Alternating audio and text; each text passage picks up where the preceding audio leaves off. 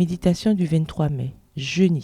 Josaphat éprouva de la crainte et décida de consulter l'Éternel. Il proclama un jeûne pour tout Juda. 2 Chroniques 20, le verset 3. Le royaume était divisé entre le nord et le sud. Josaphat, le 4e roi du sud, est resté fidèle à Dieu. Voir 2 Chroniques 17, le verset 3. Juda gardait la loi de Dieu et par conséquent, les nations voisines n'ont pas fait la guerre à Josaphat. Au verset 10. Qu'il est avantageux d'être fidèle à Dieu. Josaphat a décidé de faire alliance avec Akab, roi de Samarie, pour combattre Ramoth en Galaad, malgré l'avertissement clair du prophète Michée, voir 2 Chroniques 18, les versets 16 à 27. Lorsque son compagnon, le roi Akab, est mort à la guerre, Josaphat a crié à Dieu et a été épargné par la mort, au verset 31. Même si nous méritons souvent les conséquences d'actes délibérés, si nous crions avec foi, Dieu nous fait miséricorde. Josaphat devait maintenant faire face à un nouveau défi. Les Moabites, les Ammonites et les Assyriens ont décidé d'unir leurs forces pour l'attaquer.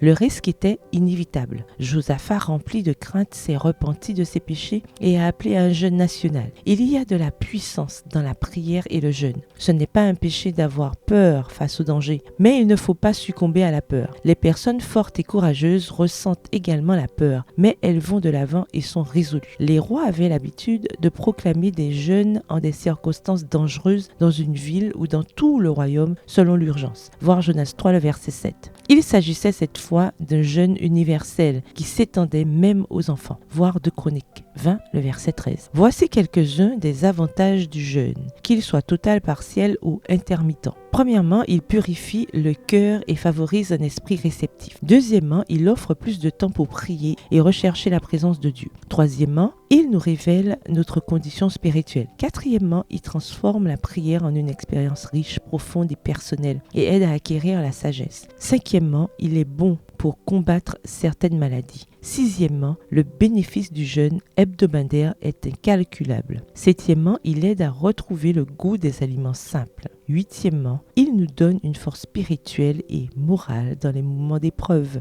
Neuvièmement, c'est une bonne école pour apprendre à résister à la tentation. Dixièmement, il favorise une bonne disposition. Onzièmement, il aide à maîtriser les appétits pervers. Lorsque vous êtes confronté à une situation difficile, à un défi imminent ou à la peur, c'est le bon moment pour bénéficier du jeûne et de la prière. Bonne journée et que l'Éternel vous bénisse.